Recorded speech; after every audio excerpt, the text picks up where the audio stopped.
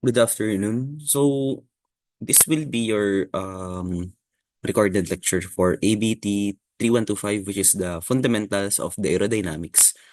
And I'm your instructor, Engineer Quintan Vargas. So medyo maraming naging delays, suspensions, practice for graduations, initiation mismo. Tapos, ayan, ang nangyari is, according to memo na binigay sa amin, is mag-conduct na kami ng asynchronous classes. So, I chose to upload na lang a recorded lecture instead of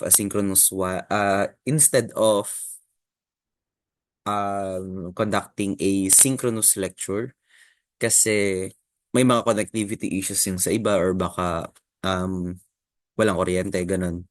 So mag-upload na lang ako ng recorded lecture, which is ito. So for fundamentals of aerodynamics is the study of the properties of moving air and its interaction between the air and solid bodies moving through it. So ito yung mainly na pag-aaralan natin na branch ng fluid mechanics, aerodynamics, since nasa aviation tayo. And anong significance niya for AVT? So um, may mga dinidesign kasi kayo or mga ginagamit na test equipments or mga components din mismo sa aircrafts na nagre-rely sa aerodynamics, let's say sa mga pitot static tubes or yung sa mga electronics na naka-attach doon.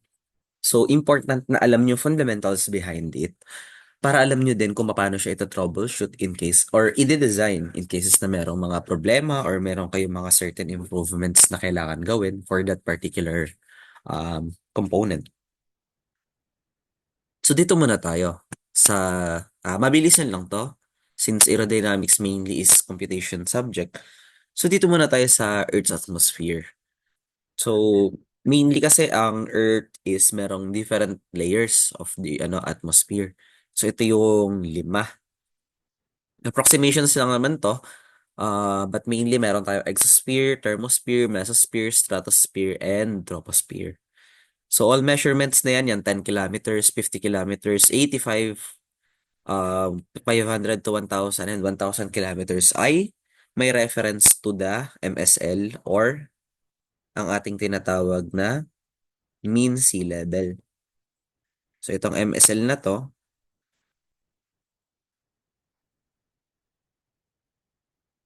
ito ay tinatawag nating mean sea level. So isa-isahin lang natin, mabilisin lang. For troposphere, dito nag-exist yung weather. Sa stratosphere ay ozone. Sa mesosphere naman is manipis na yung hangin dyan. Dyan na nag-i-start. Sa thermosphere, mainit, radiation levels. Tapos exosphere is halos nasa labas na. Near space na siya. So isa-isahin din natin dito. Nearest to Earth's atmosphere is tropos, means change. So pabago-bago, kaya nga may weather dito. Gases are constantly mixing and changing. That's why merong weather. Umuulan, bumabagyo, mainit, mahangin, ganun yung nangyayari. For stratosphere naman, strat means layer. Dahil meron siyang layer, let's say merong cake. So di ba pag may layer, itong layer na to, unique yan compared dito. Magkaiba sila. So meron siyang iba't ibang collection ng layer. Kaya usually pagdating dito sa layer na to, meron diyang pare-parehas lang yung properties, tapos pag angat, nag-iiba na bigla. So dito, stratosphere, walang hurricanes or disturbances. No hurricanes or disturbances. Mainly malinis yan. Pero may iba't iba silang properties, kanya-kanya. Tulad neto, cold and heavy air is nasa baba. Siyempre, mabigat yung density, andun siya sa ilalim. Tapos kung napapansin nyo, bakit nasa baba yung cold? Bakit ang cold air ay heavy? Imagine this one. So, bili kayo ng cold beverages. Let's say Zagu. Tapos observe nyo yung malamig na hangin. Papunta siya sa baba. So, nagsisettle siya sa bottom. Unlike sa light air at the top, Magtimpla kayong kape. Tingnan nyo kung saan papunta yung ano yan, vapor. Pataas. So, ganun lang yun. So, ngayon dito, pagdating sa stratosphere, opposite na daw siya when it comes to troposphere sa temperature and altitude. So, nag-iiba lang siya. Next ay mesosphere. Literally, middle. Pang-lima eh. Lima. So, pangatlo siya. So, middle. So, dito is, kahit nasabi natin may layer, may mga konting mixes pa rin naman. Pero ito na yung last layer before sila maging separated ng mass. So, dito sa mesosphere, dito nagkakaroon ng friction kasi ito yung pinakamataas na layer kung saan may hangin. So, kung meron kang meteor, yung meteor is ganito lang.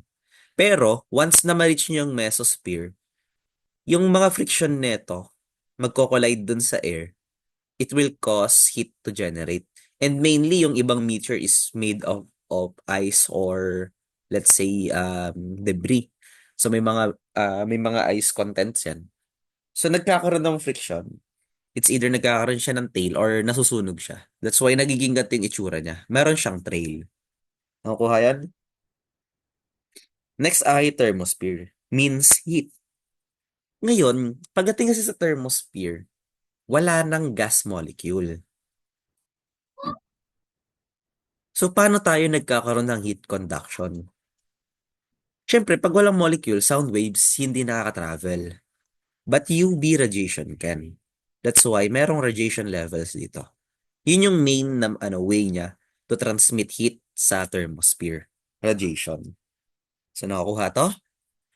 Dito naman tayo sa exosphere, which is outermost layer. Parang exoskeleton means outside. Nasa labas na to. Ito na yung nagdi-divide sa atin between space and Earth. So, meron dito mga gases na pinakamagaan na. So, hydrogen is 1, helium is 2 sa periodic table of elements. So, magagaan na to. Sila na yung halos located doon. Marami ng contents. Hindi mo pwedeng hingahin to. It is not breathable and sobrang lamig. So, meron na tayong 5 layers. Dito na tayo sa fundamental physical quantities or qualities of the gagamitin natin generally for solving.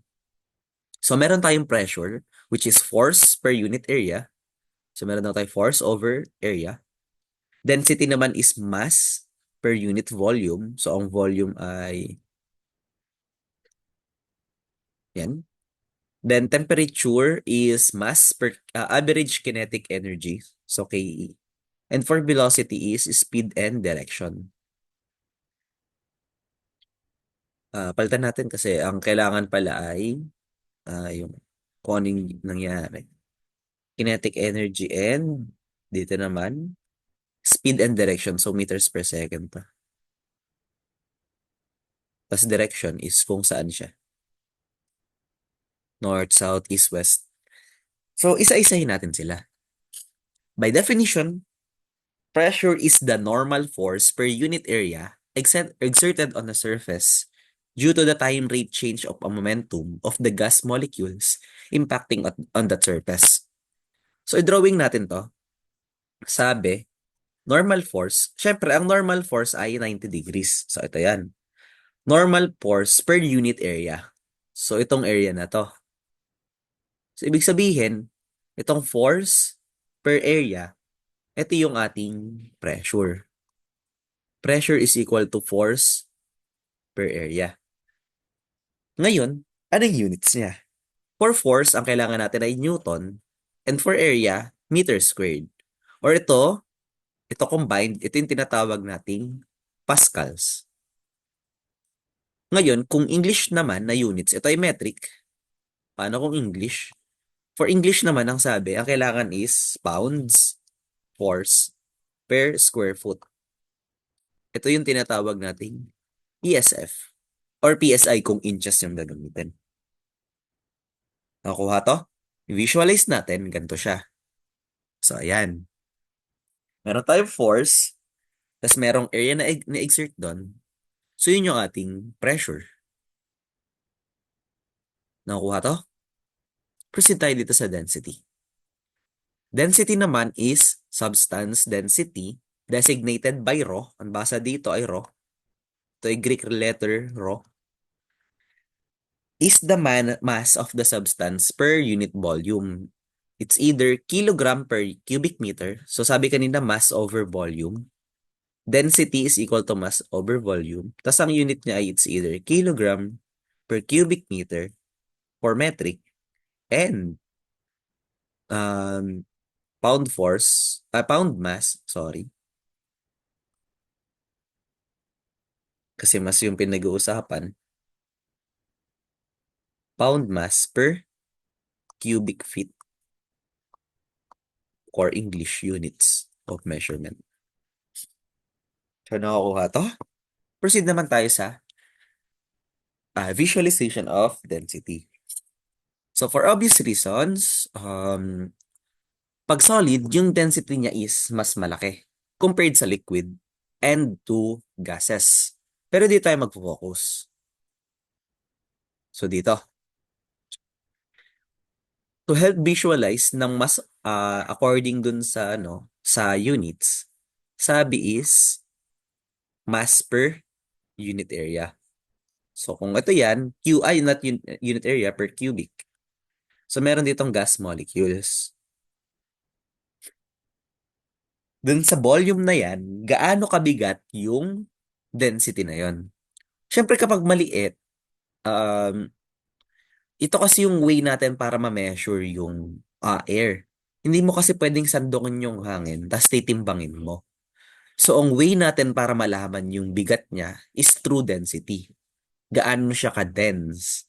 Kaya nga, di ba, natitimbang naman natin is yung mga, let's say, LPG. So, compressed na kasi yon. Higher na yung density niya. So, napakaraming volumes ng hangin ay ipasok natin dun sa loob ng tangke. So, dito nakukuha kung ano yung itsura ng density. Para mas madaling i-visualize, mas okay siya pag 3D. So, kung okay na tayo dyan, move naman tayo dito sa kasunod. Temperature.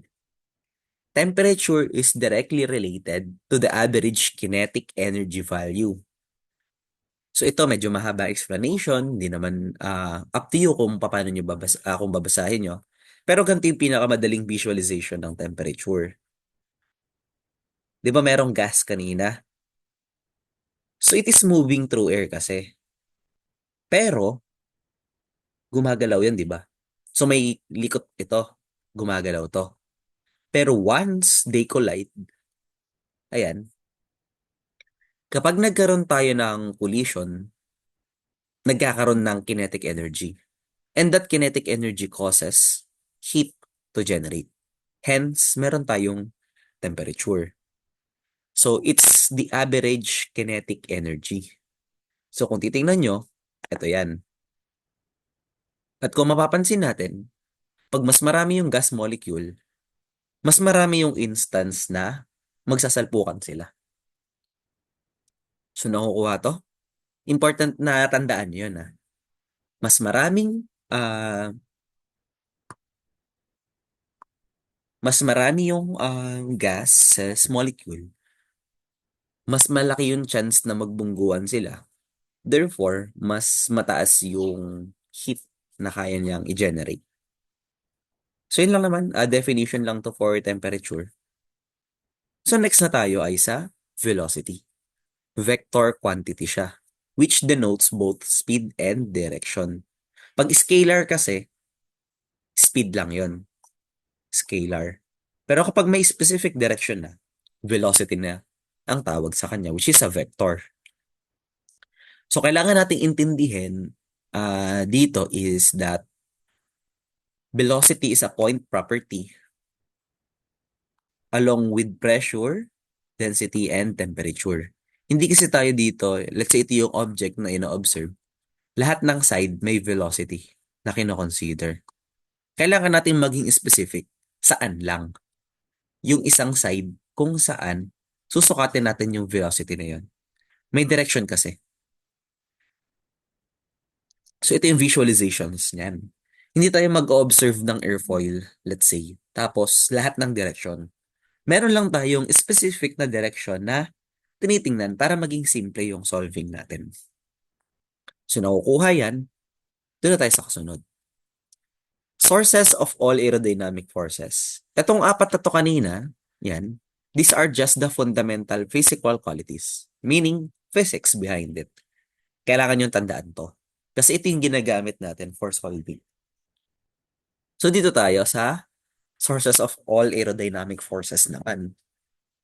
So, since fundamentals of aerodynamics lang naman to, ang kailangan lang natin maintindihan muna for now is dito. Pressure distribution and shear stress. For pressure distribution, ito yung nagko-contribute sa lift. Ito yung nagpapaangat. At ito naman, shear stress, ito yung nagkakos ng drag. Ito yung pumipigil sa atin. So dito, nakikita nyo, pressure is kailangan ma-overcome nitong pressure. Kasi may nag-act dito sa all sides.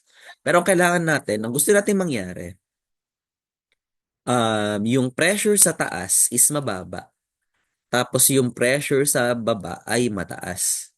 Ito kasi kapag malaki tong pressure dito, ang gusto di ba ng pressure is kumawala. So ibig sabihin, kung mas mataas yung pressure sa baba, itutulak niya to pataas. Therefore, nagkakaroon tayo ng lift. And ito namang shear stress, dahil shear to, kumikiskis yung hangin dun sa contour ng airfoil. Ano nangyayari? Nagkakaroon tayo ng drag. Ito yung pumipigil. So, dito, pag kinumbine natin, meron tayong resultant lift. So, yan yung dalawang concept na kailangan yung tandaan. Meron tayong dalawa mainly for now na aerodynamic force. So, yung isa yung nag-aangat, tas yung isa yung pumipigil. Hindi mawawala yan. Nakukuha? If yes, dito na tayo sa first na equation of states natin. So, yan, lumabas yung kanina. Pressure, density, gas constant, temperature. So, ito kasi yung P, itong rho, yung T, saka yung velocity mamaya, fundamentals na yan. So, dito, ano yung mga units niya? Balikan natin, i-check natin. For pressure, Newton per square meter. For density, kilogram,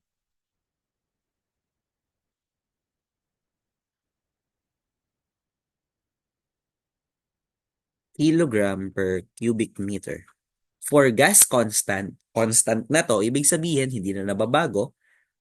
For this usage lang, syempre kapag iba yung gas, iba yung R. Pero for air, ito yan. 287.08 joule per kilogram Kelvin. Ito yung units niya for metric.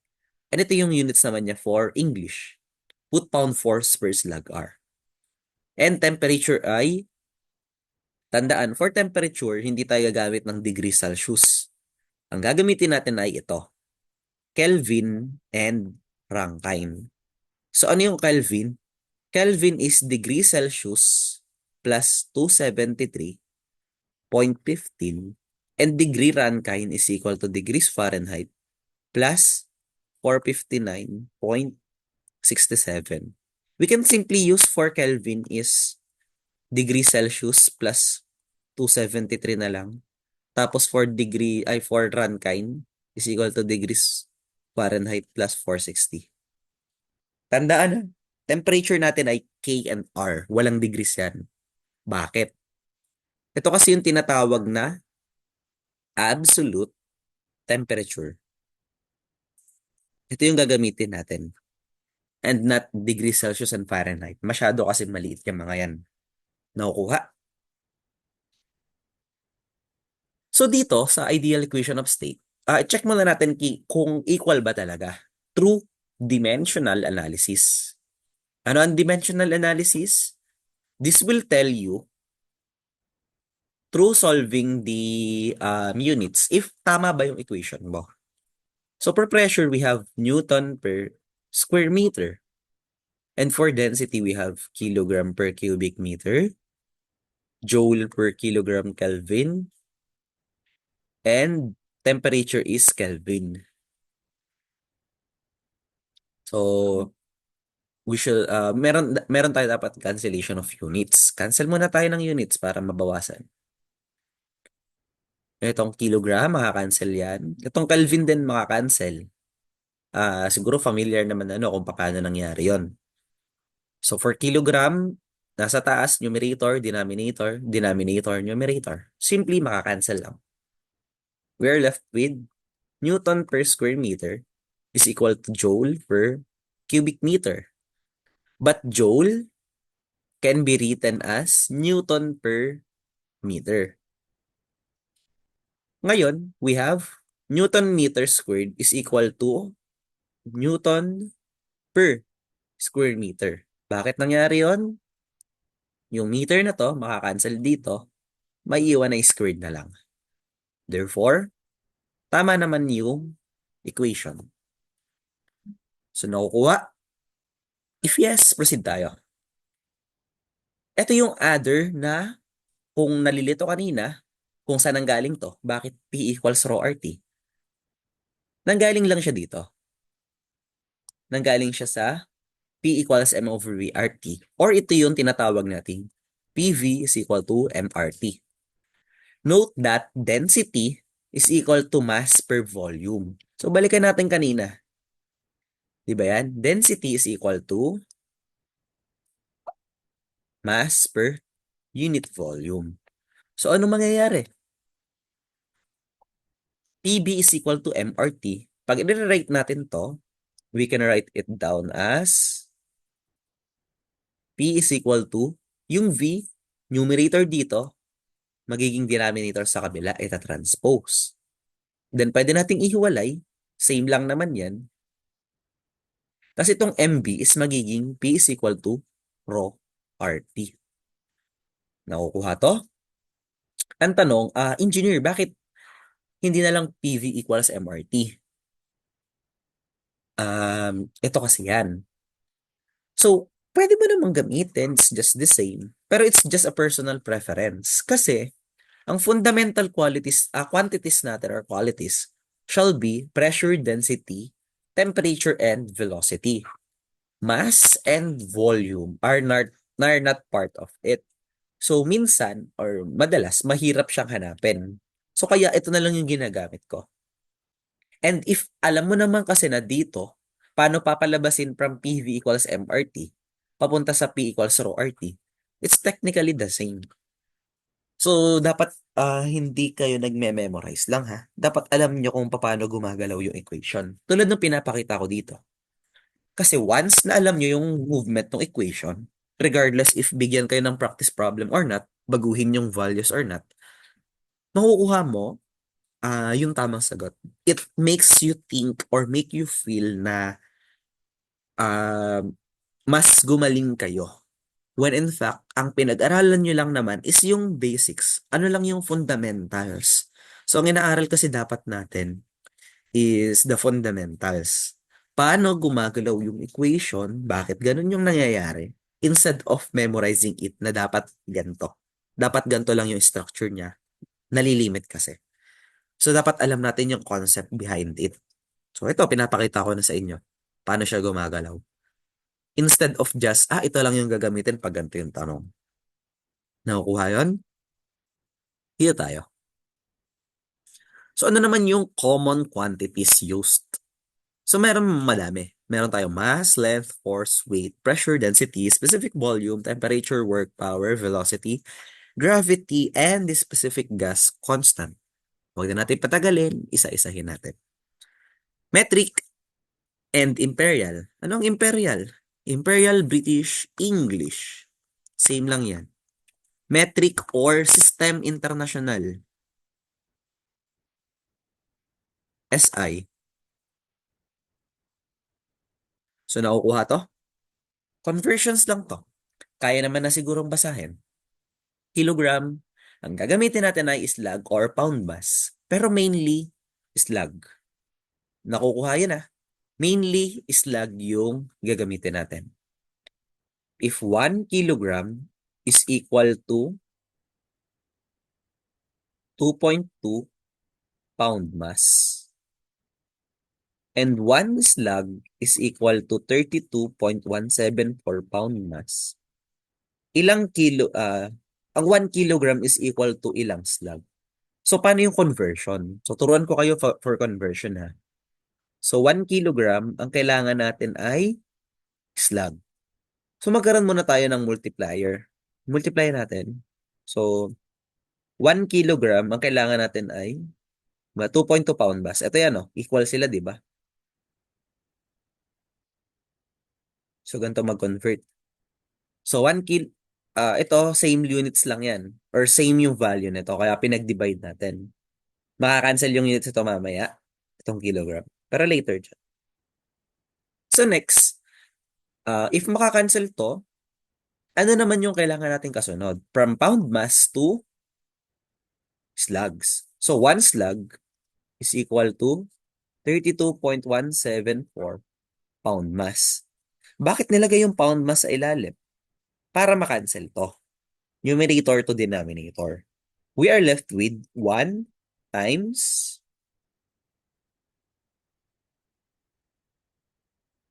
1 times 2.2 over 1. Walang units na nakalagay na. Multiplied by 1 slug over 32.174. So, ano magiging sagot dito? Magiging 2.2 slug over 32.174 or pakita natin through calculator. Di ko lang alam kung makikita or mag-show. Pero kaya naman tong i-divide. Simple lang naman siya. 2.2 divide by 32.174.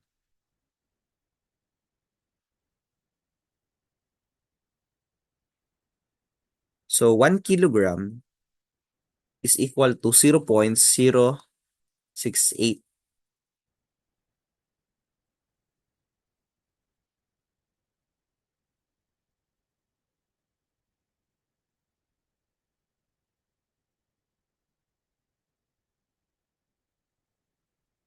Medyo magulo yung pagkakasulat. So, 1 kilogram is equal to 0.06837,819,357 slugs. Or para mas maganda, pwede natin baliktarin from slugs naman to kilogram. Kunin mo lang reciprocal. 1 slug is equal to 14.6245 45 45 kilograms. So, yan lang kasimple for conversion. So, kailangan memoryan nyo na yung mga conversions. So, ito naman nabigay na dito. Hanggang dulo, may nakasulat yan. So, sunod-sundarin na rin natin. So, ito may mga conversions. 1 meter is equal to 3.28 feet. 1 feet is equal to 12 inches. 1 inch is equal to 2.54 centimeter. 1 mile is equal to 5 to 80 feet. 1 nautical mile is equal to, ito na gamitin natin. Tanggalin na to. 60-80 feet. And 1 nautical mile is equal to 1.1508 miles. So, let's say magko-convert tayo from, bigay tayo ng, let's say, simple lang. 32 meters, convert natin to feet. So, anong gagawin? 32 meters multiplied by, ano yung conversion factor? So, pwede natin tong gamitin. 1 meter to feet. 1 meter, 3.28 feet. Again, bakit sa ilalim yung meters and hindi baliktad? Para makancel yung units. And we will be left with 32 multiplied by 3.28, which is 104.96 feet. Make sure na isulat yung tamang unit. Okay yun? So, other example. Let's say, convert natin si 1151 feet to miles. So, ano gagawin natin? 1151 feet multiplied by conversion factor natin from feet to miles ay ito, nasa baba. So, meron tayong 5 to 80 feet. Again, bakit yung feet nasa ilalim? Kasi, ito yung numerator, kailangan niya maging denominator. Bago natin nalagay dyan, yung conversion niya, which is 1 mile. So, ano mangyayari? 1151 over 5 to 80 is equal to 0.21799 miles. Yan yung sagot. Another example. Let's say, wala dito sa centimeters. So, we have 306 feet. Iko-convert natin sa centimeters. There are different conversion factors, pero try natin ito nandito. 306 feet, convert muna natin, try natin sa inch. So, let's say 1 feet is equal to ilang inches? So, we have, sige, dito muna. So, from 1 feet to inches, we have 12 inch. Okay na tayo dyan. Then, from inch naman, 1 inch is equal to 2.54 cm. So, cancel natin yung units. May iwan ay yung cm. Pwede na natin tong i-multiply. So, we have 306 multiplied by 306 multiplied by 12 multiplied by 2.54 is equal to 9326.88 centimeter. So, ano yung other conversion factors naman na pwede natin gamitin? Let's say dito ulit. 306 feet to cm ulit. Pero this time, diretso tayo to meters. 306 feet multiplied by 3.28 feet, 1 meter. Then from 1 meter, ilang cm yon? 100 cm.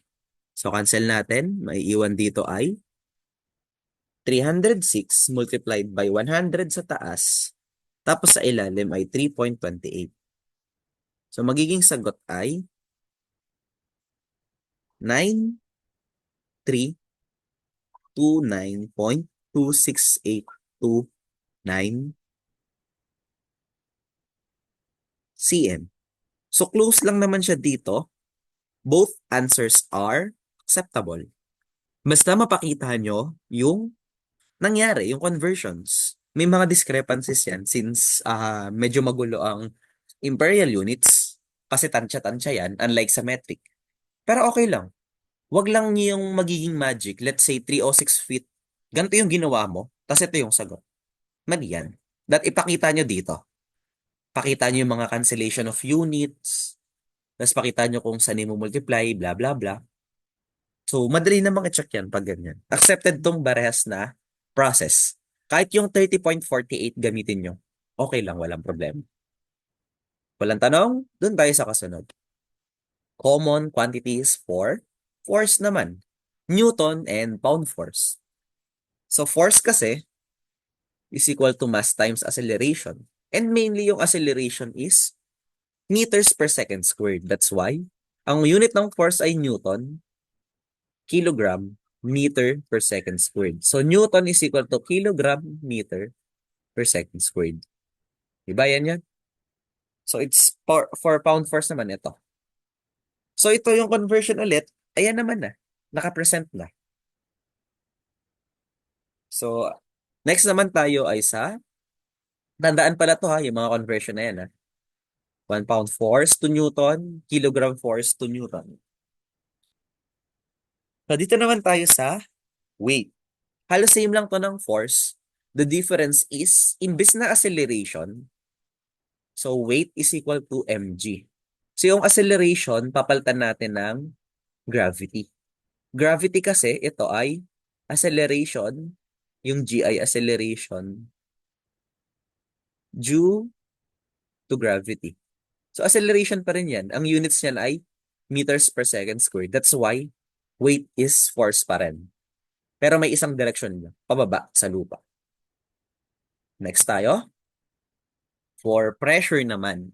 So, ang unit ng pressure ay, ito kanina, pinapaulit-ulit ko na, force times area. So, Newton per square meter. Ngayon, ano naman to? Ito yung mga conversion. From what an atmosphere is equal to etong lahat.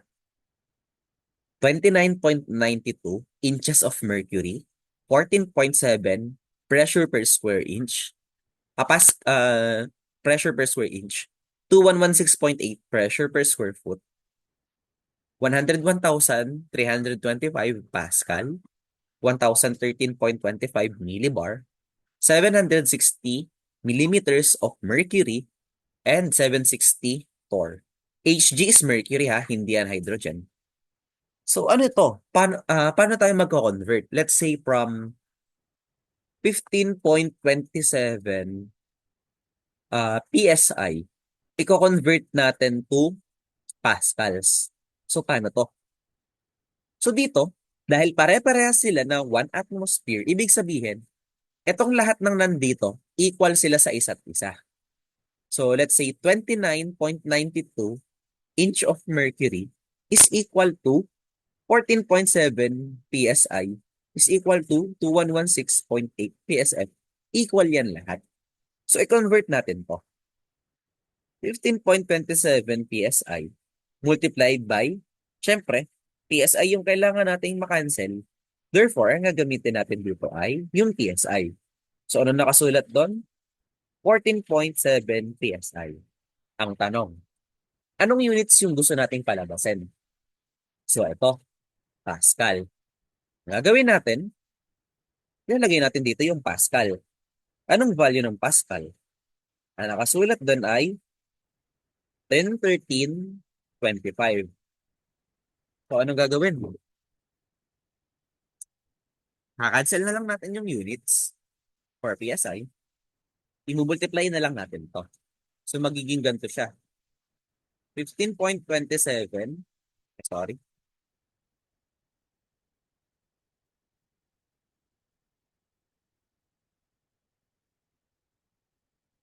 So what we have here is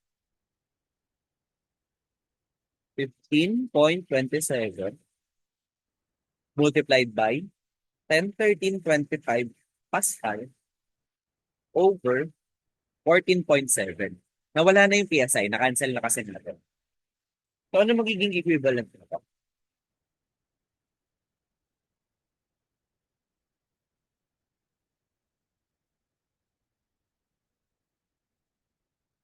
We have 10,525.92857 pascals. Ayan ang sagot. Nakukuha. So, it will be the same for all throughout. Let's say, merong 217 PSF. Iko-convert mo sa millimeters of mercury. So, kung 17 PSF, yung PSF, yun na nasa ilalim, so 116.8 PSF, kailangan natin ay 760 millimeters of mercury. Equal kasi sila. Then, anong gagawin? Cancel mo na tong units, i-multiply mo na lang. So, meron tayong 217 times 760 over 2116.8.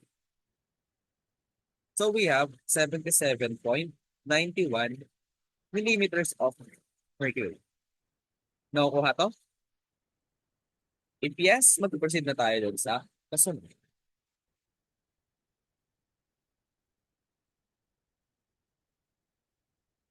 So, dito naman ay density. Density is mass per volume. Ganun ulit, same lang din yung conversion sa kanina. Majority, air naman yung gagamitin natin. So, dito tayo mag-focus sa dalawang to. So, convert lang natin. Let's say, meron tayong 5.1 kilogram per cubic meter. I-convert natin to slugs per cubic foot. So, anong gagawin natin dyan? 5.1 kilogram per cubic meter. I-treat mo na siya isang buo. Okay? So, wag mo na siyang gawing hiwalay. Na may kilogram, may meter. I-treat mo to isang buong unit. Multiply natin Ang kailangan natin dyan ay 1.225 kilogram per cubic meter. Isang buo na yan. Huwag mo nang hanapin yung kilogram. Huwag mo nang hanapin yung cubic meter. Next, sa slugs, ilan siya? 0.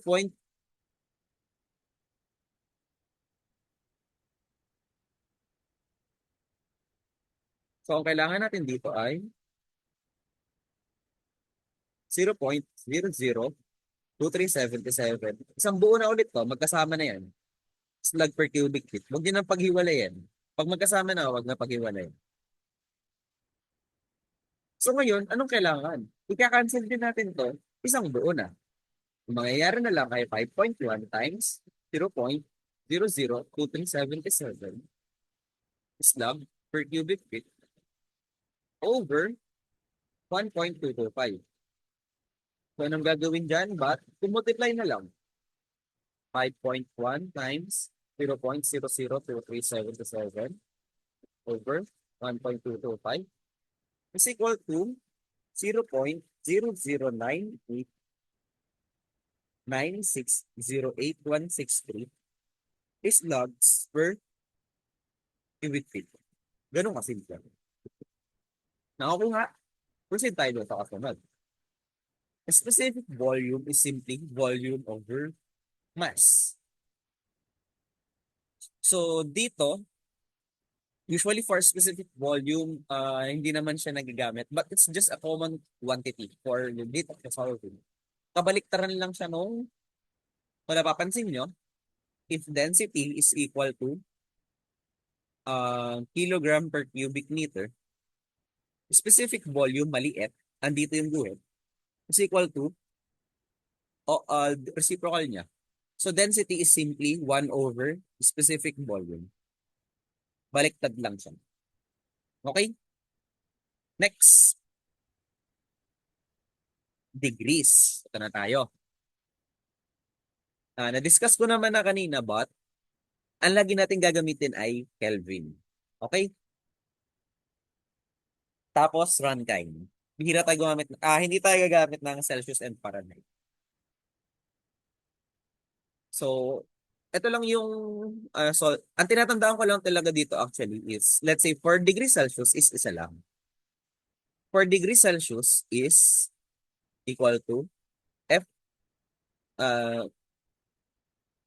actually hindi nga ganito yung pagkakasulat ko eh. Ganito yung sa akin.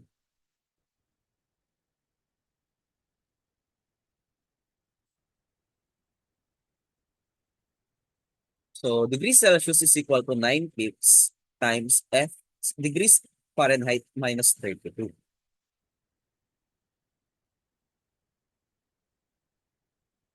Or pwede din naman, degrees Fahrenheit is equal to,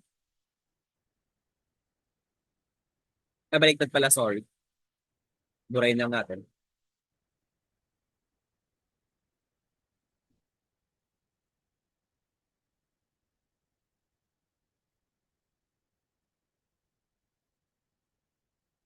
So, doon tayo sa isa lang na tinatandaan ko. So, ang palatandaan ko kasi, yung boiling point ng tubig. 100 degrees Celsius is equal to 212 degrees Fahrenheit. Ito yung palatandaan ko.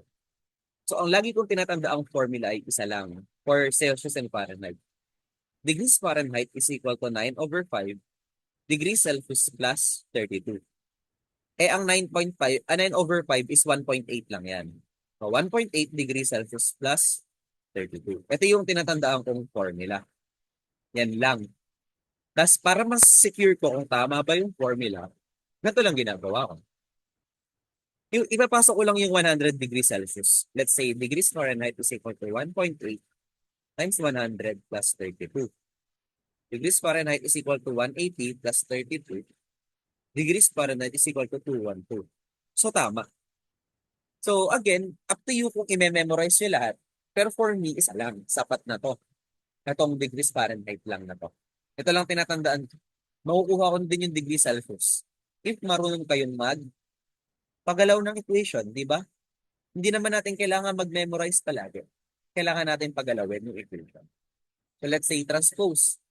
Degrees Fahrenheit minus 32 is equal to 1.8 degrees Celsius. Binomial to, magkasama yan.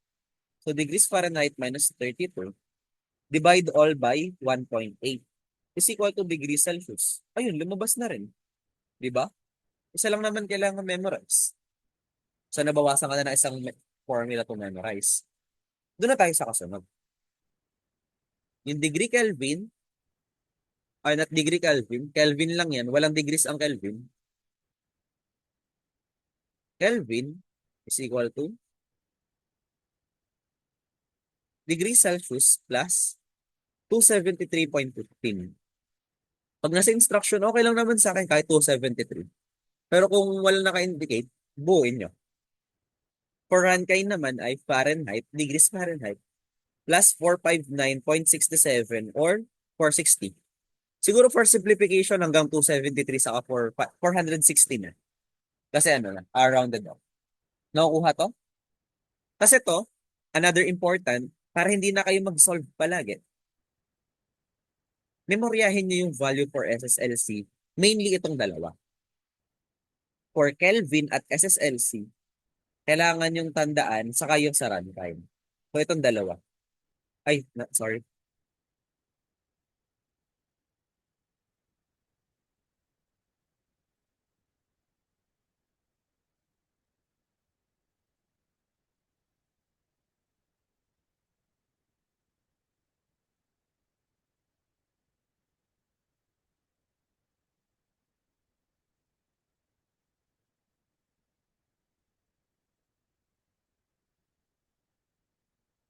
So dito,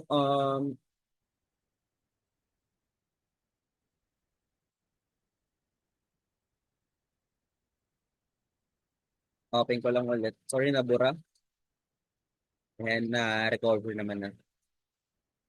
So dito, balik tayo sa kanina. Nabura lang yung deep for this one. Sulat ko na lang ulit. But for this one, ang kailangan yung tandaan ay ito. So again, ang kailangan na lang tandaan ay degrees Fahrenheit is equal to 1.8 degrees Celsius plus 32. Kahit ito lang, okay na. Kasi na-memorize. Ito din naman pala nakasulat naman na kahit hindi na ulit i-ulit. Yan lang. Yan lang yung kailangan tandaan. Okay? Next naman ay common quantities for, ito na yung kanina pinapakita ko, which is yung joule. For this one, joule is simply Newton per meter dahil siya ay work is equal to force times distance. Ito ay force, ito ay distance, ito ay work. So, gamitin nyo din yung mga conversion sa ilalim. Let's say from 1 joule, convert natin from joule to foot-pound force. So, let's say ito. We have 3.5 joules. Iko-convert natin to foot-pound force. 3.5 joules multiplied by 1.36 joules is equal to what? Foot-pound force. Tapos ang magiging value niya ay 3.5 over 1.36. We're left with 2, sorry.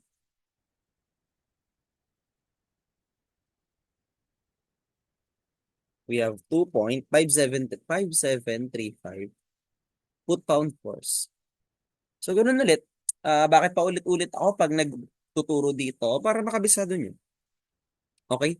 So, ang importante dito is yung process. Huwag nyo i-memorize lang. So, next tayo for unit of ating power, which is watt and horsepower. So, let's say, mag-convert na tayo diretso. Ito pala, sorry. Before that, watt is equal to joules per second. Or pwede mo ding isulat ang joule ay pwede mong isulat as Newton meter per second. Pwede din yan. Yung Newton pwede maging kilogram meter times meter over second squared times second. Or 10 Newton kilogram meter per second squared, tapos may naiwang ms. Or pwede nyo isulat as kilogram meter squared per s cubed. So ano yung, let's say mag-convert tayo from 7.6 HP, ko-convert natin into watts. So ano gagawin natin? So 7.6 HP multiply by, ang sabi, 1 HP is equal to sa lahat ng to. So therefore, we have 746,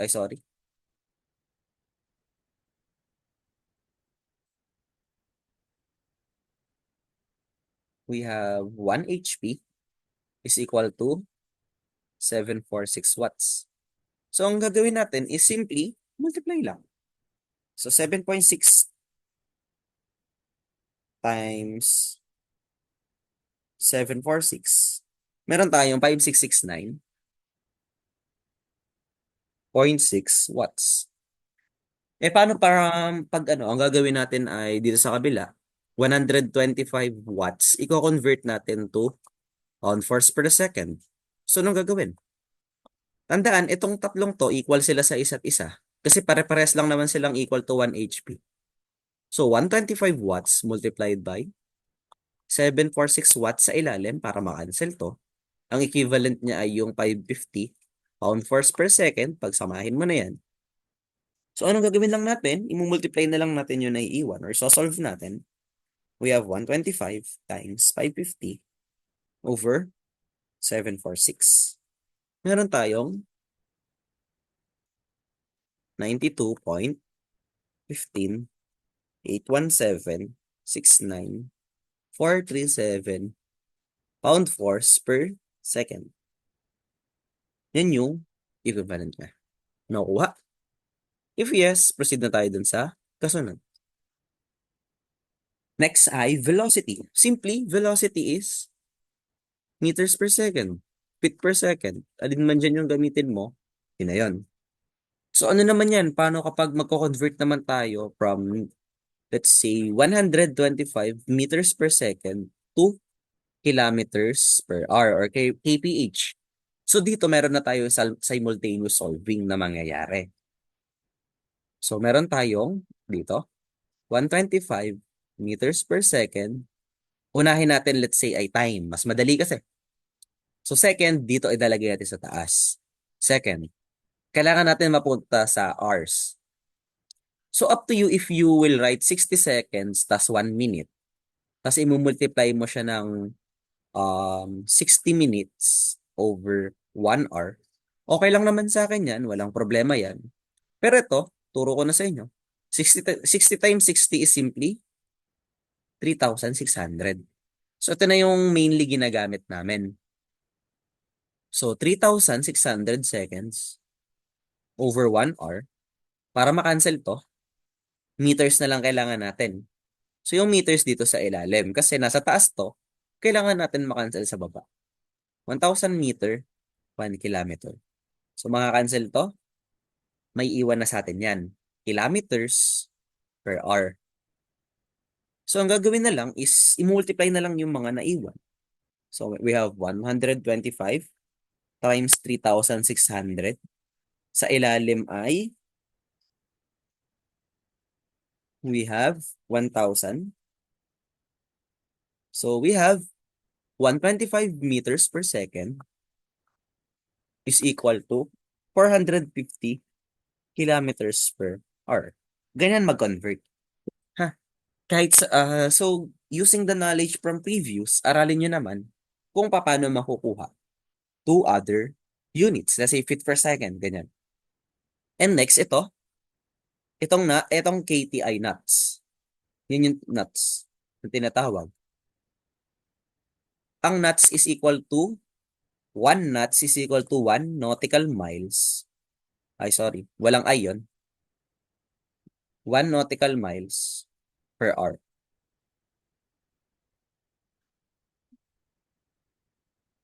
Kaya kung mapapansin nyo kanina, equal lang to sa 1 knots to 1 nautical miles to 1 mile. Pareha sila. Kasi ito, 1 nautical mile per hour is equal to 1 knots is equal to 1.1508 miles per hour. So nakukuha to ha, itong KTI knots. Next, gravity lang to. Minememorize lang to mismo. Gravity for English ay 9.81. For metric is 9.81 meters per second. And 32.174 feet per second squared naman for imperial or English. Gas constant, napakita ko na kanina, 287.08 and 1716 pound force per slug hour. So wag na to. Mainly ito tayo. So ito ay practice problem na. And yun lang yung for ating ito yung halfway pa lang tayo through through the module number 1. So dito, ito sample problems to. Tapos try nating i-solve. So consider a low speed. So maglagay lang pala ako ng lagay lang ako ng blank.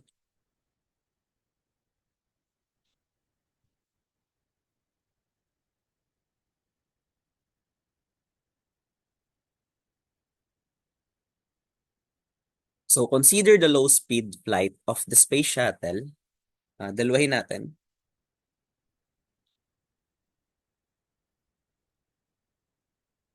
As it is nearing landing. If the air pressure and temperature of the nose shuttle are 1.2 atmosphere and 300 Kelvin, what are the density and the specific volume? So yung pressure,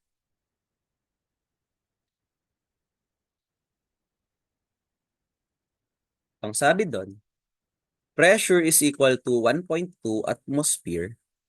Tapos, temperature is 300 Kelvin. So nakuha yan.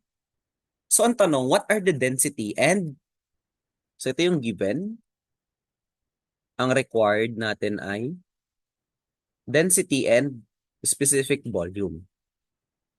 So ngayon, paano natin makukuha si density muna? Density, so ang sabi dito ay nearing a landing. So pwede natin gamiting formula dito is for density, pressure is equal to density times gas constant times T. So P is equal to rho RT. Laruin natin yung formula. Di ba isang formula lang yung ginamit sa inyo? Engineer, paano yan? Paano namin kukunin yung density? Pressure lang yung formula. Paglaruan natin yung equation. For density, isolate natin. So, since ito ay numerator, yung dalawa, magiging denominator sila dun sa kabila. So, ito yung formula natin. Density is equal to pressure over RT. Density is equal to 1.2 atmosphere over, ano yung gas constant natin kanina? 1716 joule per kilogram Kelvin multiplied by, ang temperature ay 300 Kelvin. Kaso may problema tayo. Atmosphere, i-convert pa natin to. Kailangan kasi natin ay, ito ay metric. Ito ay metric ulit. Kailangan natin yung metric counterpart. And mainly, if pag-aaralan natin sa dimensional analysis, ang gusto nating mangyari ay Pascal. Ipapakita ko naman sa inyo kung paano. So, ang kailangan natin ay Pascal dito. So, bakit Pascal? Pakita natin mamaya sa dimensional analysis. So, kailangan natin ay multiplied by 1 atmosphere is equal to 1013.25 pascals. So, before natin to isa-solve. So, alam ko may emulator naman ako dito.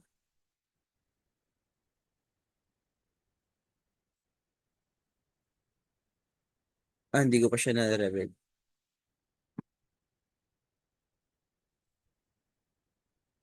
So, install ko lang muna. So, dito kasi, pakita natin through dimensional analysis kung bakit Pascal yung kailangan. So, di ba density? While nag install yon siguro,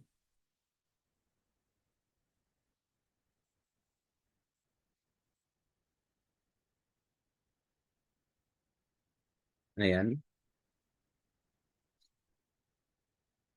So, while nag install yan, pakita ko lang dito kung bakit Pascal yung kailangan. So, dito tayo. So sabi kanina, density is equal to P over RT. And bakit density is kailangan Pascal?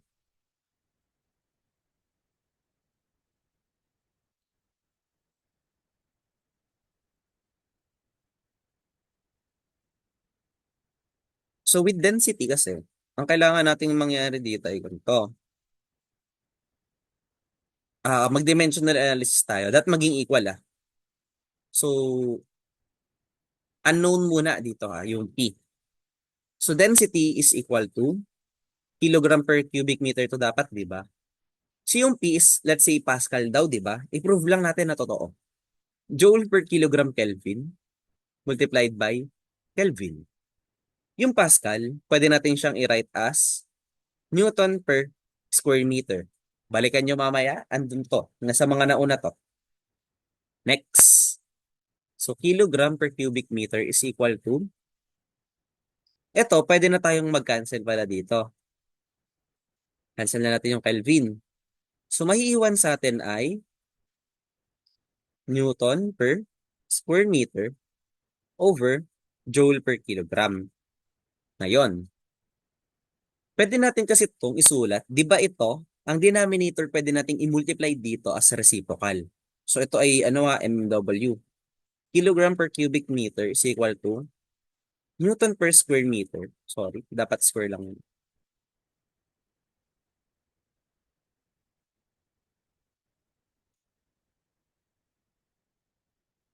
Tapos, yung denominator gawin nating reciprocal kasi multiply natin. Parehas lang yan, di ba?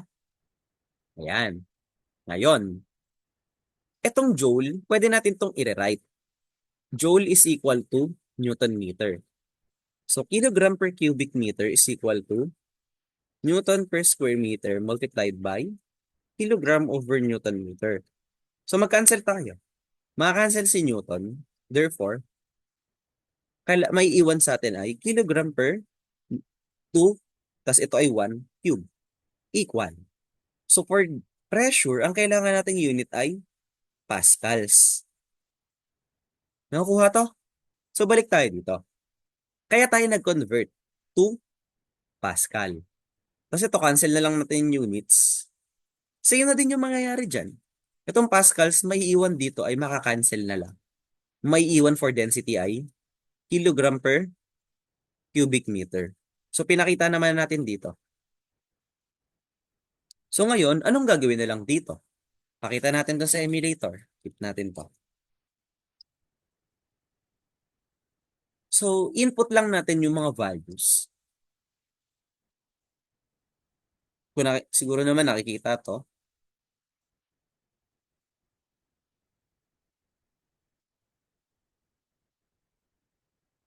So, dito we have, kailangan lang natin ay i-multiply siya. So, we have 1.2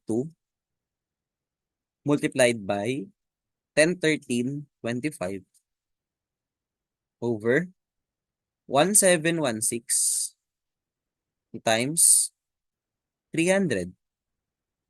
Ang sagot ay 0.023618. Tatlong ito. So, density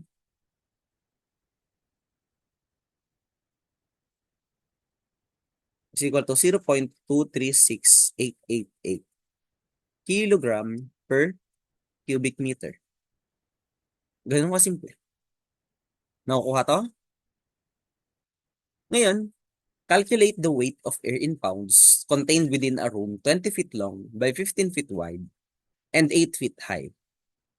So ito, gawa tayo ng panibago.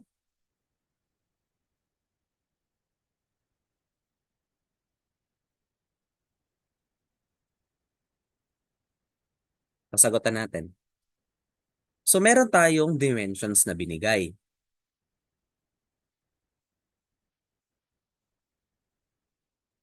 Ang sabi, anong dimensions nun? 20 feet long, 20, 15, 8. So 20, 15, and 8. Tapos, meron tayong standard atmospheric pressure and temperature. Huwag nating basahin muna. ibigay natin kung kabisado nyo sa standard. Sabi ay standard na pressure and temperature.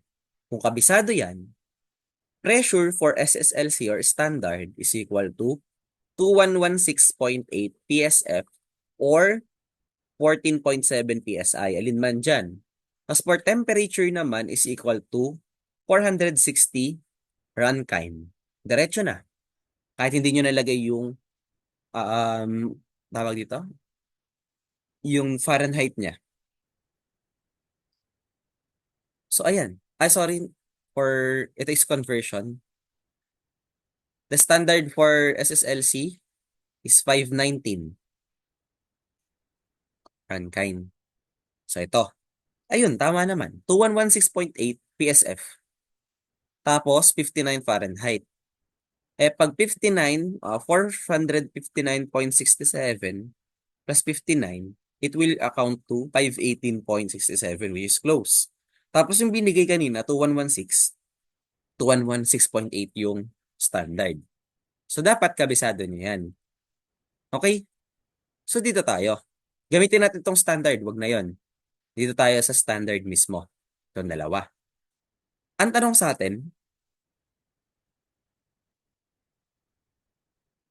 calculate the weight of air. So, weight of air, W,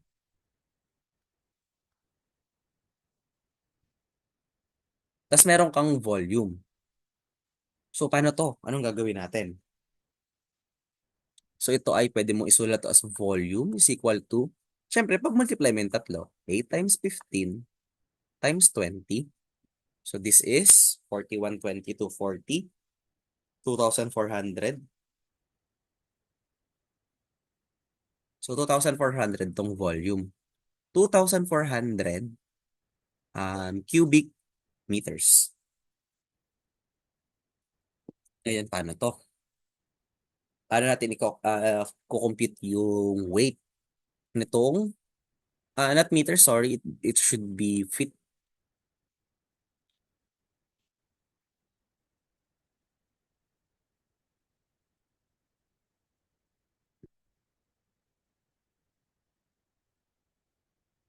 Ngayon, paano yan? Meron tayong volume of air, tapos meron siyang pressure dun sa loob. Tapos, kailangan nating malaman is yung kanyang weight. So, ano muna yung weight? Weight is equal to mass times gravity. So, meron ka ng gravity. Ngayon, wala ka pang mass. But remember, kapag meron ka nitong tatlo, possibly makakuha ka ng density. So, anong gagawin natin? Pressure is equal to density RT. Density is equal to P over RT. Eh, kailangan pa ba natin tong palawakin? If density SSLC lang naman ang hahanapin, eh kung kabisado mo siya, density SSLC is equal to 0.002377 slugs per cubic feet. Diba? Same lang naman siya. Kahit i-compute mo yan, ganyan pa rin yung lalabas. Remember, density is equal to mass over volume. Para may patutunguhan, ano? Ang kailangan nating makuha ay mass. Mass is equal to density times volume. So, pwede mong palitan to. Weight is equal to density times volume times gravity. Check natin yung units. Lagay natin in kulay green or red na. So, density is kilogram per cubic meter multiplied by volume. Ay, ano pala tayo? Gamitin natin ay imperial. So, we have pound mass per cubic feet. Ang volume ay cubic feet. Ang gravity ay slug pala to rather. Sorry. Slugs yung units natin, not pound mass. Slug per cubic feet. Cubic feet multiplied by gravity, which is, anong gravity natin? Feet per second squared. So, dito, Maka-cancel to. We're left with slug feet per second squared, which is equal to pound force. Tama. So, ang gagawin natin is, ito na. Huwag natin burahin yan. Weight is equal to, density at SSLC is equal to 0.002377 slugs per cubic feet multiplied by volume at 2,400 cubic feet multiplied by gravity at 32.174 feet per second squared. The weight of the air is equal to, compute natin dito, pakita ko sa inyo, 0.002377 times 2,400 times 32.174 is equal to 183.546. 183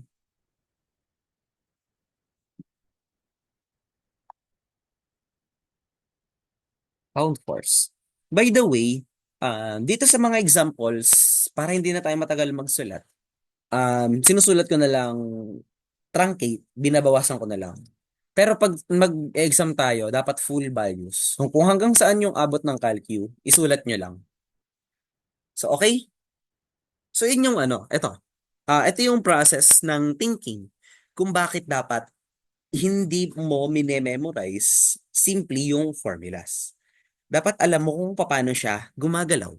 Para kapag may tanong na, let's say tulad nito, di ba? Pinahanap sa'yo yung timbang ng hangin. Yung discussion natin kanina, di ba? Puro ano lang. Puro pressure, velocity, ganyan. Pero puro fundamentals to. Itong W equals mg, saan to? Andito lang yan. W equals mg. Ayan. W equals mg, di ba? Tapos, balikan natin isa-isa. Itong P is equal to rho RT saka yung mv. Nasa unahan yan. Ayan. Density is equal to mv. Tapos, yung P is equal to rho RT. Nasaan? Ito. P equals rho RT. Diba?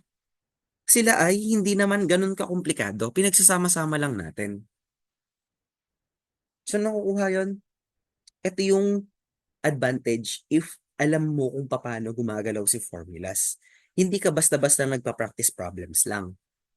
Practice problems kasi, advantage yes, na i-recognize mo yung pattern, but pattern for that is specific question. So kapag naglayo na yung tanong, tulad nito, timbang ng hangin ang pinapahanap, medyo mahihirapan ka. But if you know how the formula move, how the equations move, its fundamentals, bakit siya ganun, di ba? Pag binigyan ka ng tanong, naiisip mo agad kung para saan siya, kung ano yung gagamitin. Nakukuha to? So yan muna for ating lecture 1. Tapos i-upload ko na para meron kayong, lecture part 1 pa nga lang yun. Ito kasi yung for, kasama sa lecture 1, itong standard atmosphere. So with that, i-upload ko muna to, tapos para meron na kayong pwedeng panoorin. Tapos, dito na tayo sa standard atmosphere.